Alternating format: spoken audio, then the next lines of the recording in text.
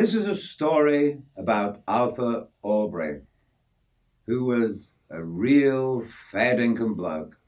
I worked with him on his property for about 4 or 5 months.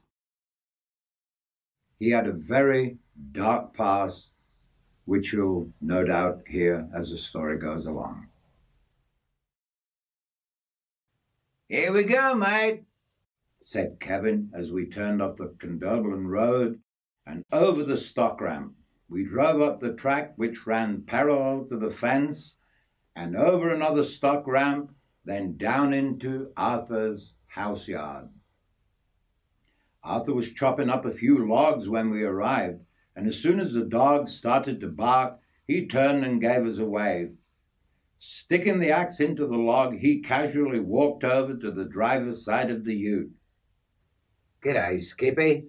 How you going, mate?"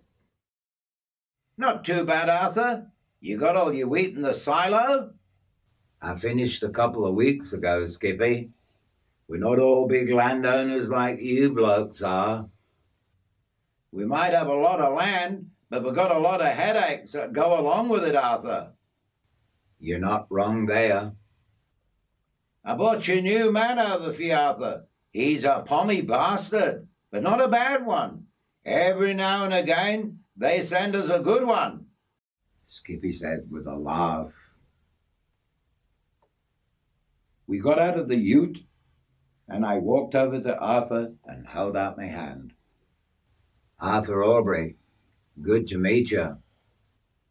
As we shook hands, I said, "Richard Swindoll, good to meet you, Arthur."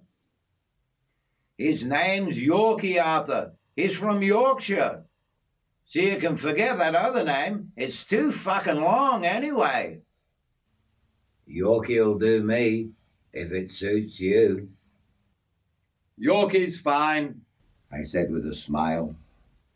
"Are these your ports, Yorky?" "Yeah, mate." "Let's take 'em to where you'll be staying then."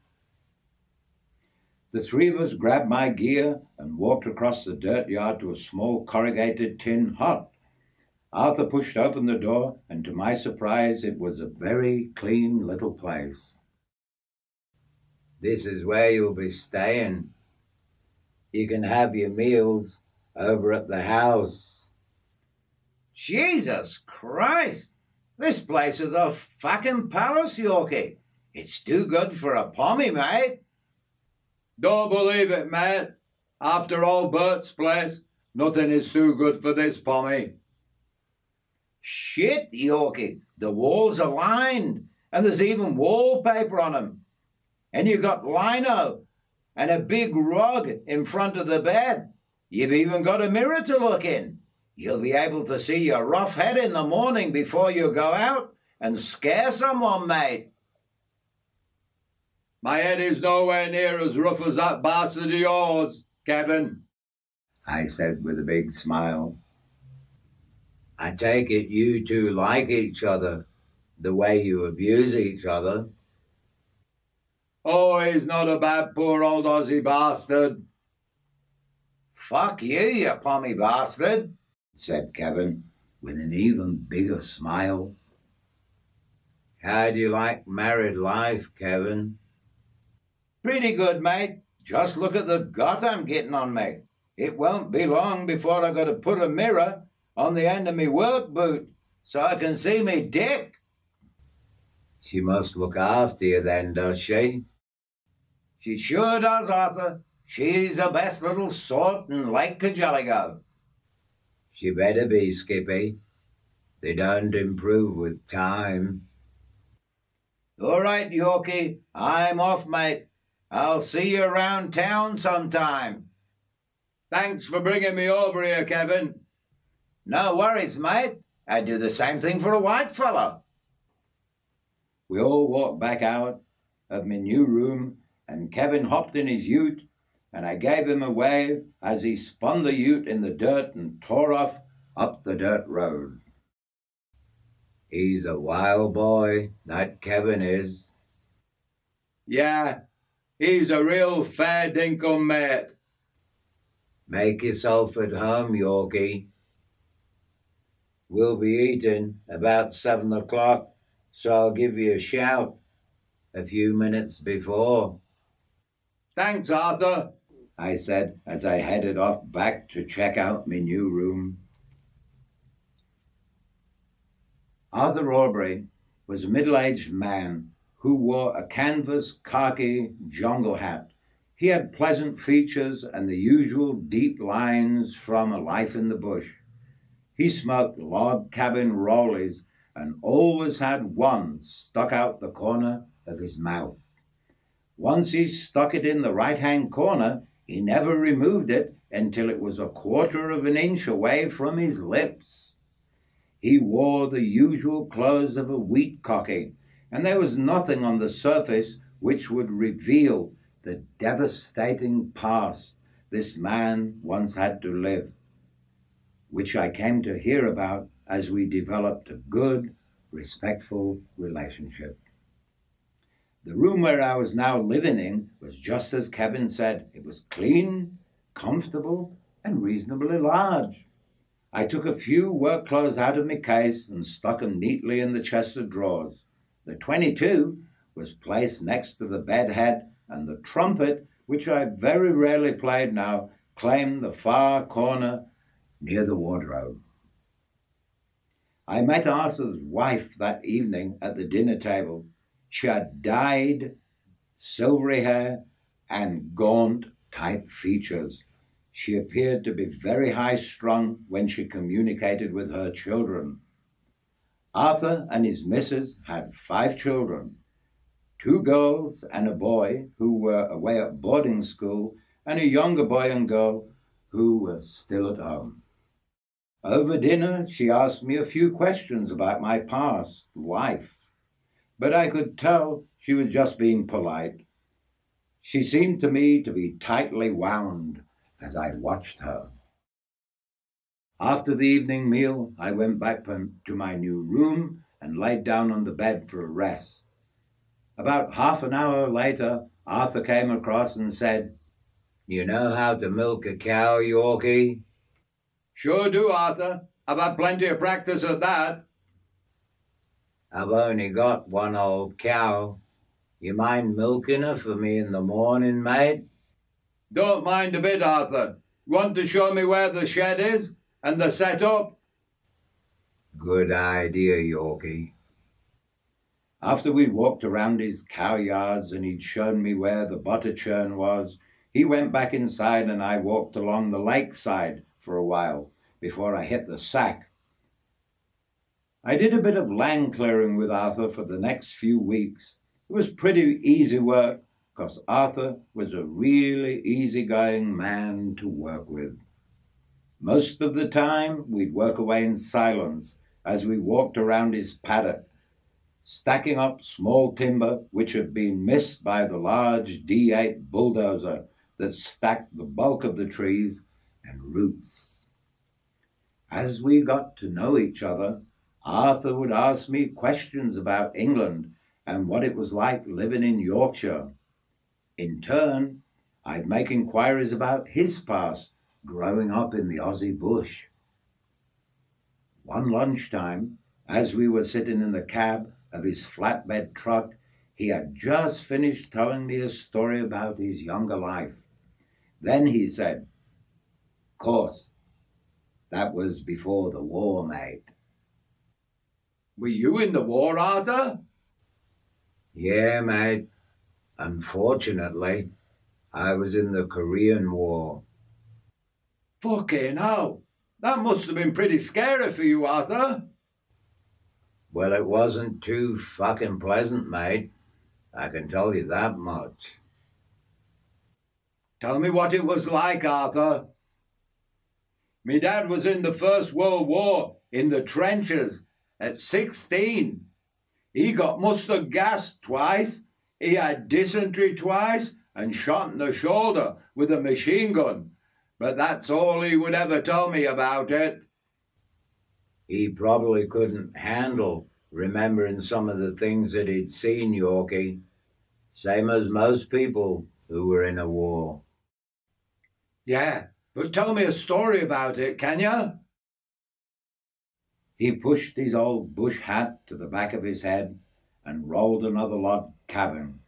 As soon as he was puffing away at the smoke and was satisfied it was going all right, he stared out the window and said, "All right, Yorky, I'll tell you what I saw.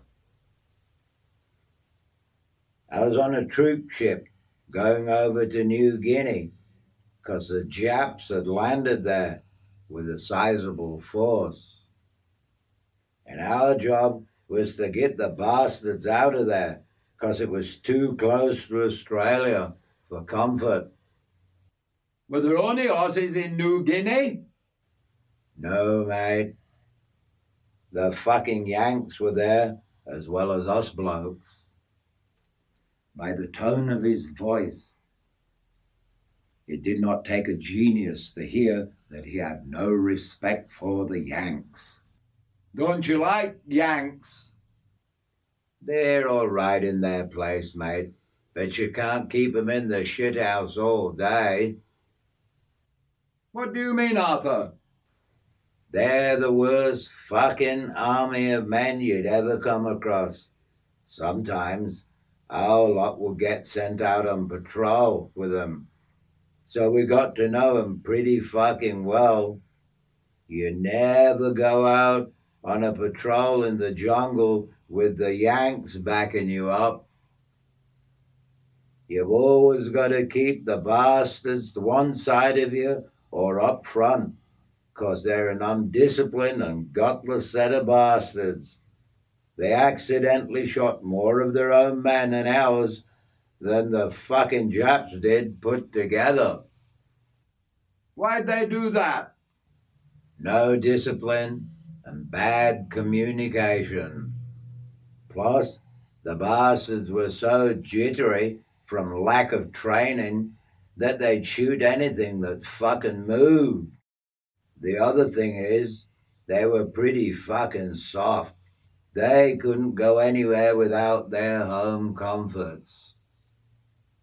They had more luxuries than the whole fucking Aussie army put together. Now the diggers, mate, they were a different story altogether. If you got into any sort of trouble, which we did at times, the old Aussie would dig in. We never let each other down like those pack of bastards did. We were all in it together, mate, as one unit. We were all prepared to die for each other, and sometimes we did," he said as he rolled another smoke. "Then there were the fuzzy wuzzies," he said as he drew a deep, long drag on the handmade. "Now those big black bastards were a different kettle of fish altogether. What are fuzzy wuzzies, Arthur? They're the New Guinea natives, mate. They were usually big, tall black fellows with a mop of black bushy hair. That's where they get the names from. They all chewed this stuff called betel nut. It's a root that grows in the jungle, and when they chew it, it makes their gums and teeth go dark red. Even the women chew it." Did you ever screw a native woman, Arthur? "No, mate. I'd have to be pretty bloody hard up to take on one of those Sheilas, but some of the blokes did. We used to use the fuzzies as guides because those blokes were born in the jungle and they knew it as well as the back of their hands. Sometimes when we were out on patrol, they'd be a few yards in front of us carrying their machetes. All of a sudden, they'd stop and raise one of their long black arms." What for? I said, with great interest. "I'm getting to that part, Yorky. Give us a bloody go, mate," he said. "Off they'd go through the jungle, out of sight, so our blokes would sit on our boots and wait. We didn't have to wait long, because a few minutes later we heard a rustling in the bush, and the next minute the old Fuzzy Wuzzy would appear on the track right beside us. He'd have a big red toothy grin on his face, and in his left hand he'd hold up a Jap's head by the hair. Fucking hell, Arthur. Yeah, mate, the Fuzzies could smell those fucking Japs a mile away. At one time, we used to give them 2 bob for every Jap's head they'd bring us, and many's a time I saw 'em walk into our camp with a big sack slung over their shoulder. They'd walk right up to the middle of where we were sitting with a big toothy smile on their face. Then they'd drop the bag right in the center of us blokes. They'd grab the bottom corners of the bag, lift them up, and 10 or 12 Japs' heads would roll out on the ground in front of us. This made a few of the new blokes jump like hell. We stopped giving 'em 2 bob a head after that, 'cause 12 Japs' heads cost us £1 and 2 bob. We'd have gone broke at that rate. What did you do with the heads, Arthur? We played 10-pin bowling with 'em, mate, till they started to stink. Then we'd have to dig a hole and bury 'em.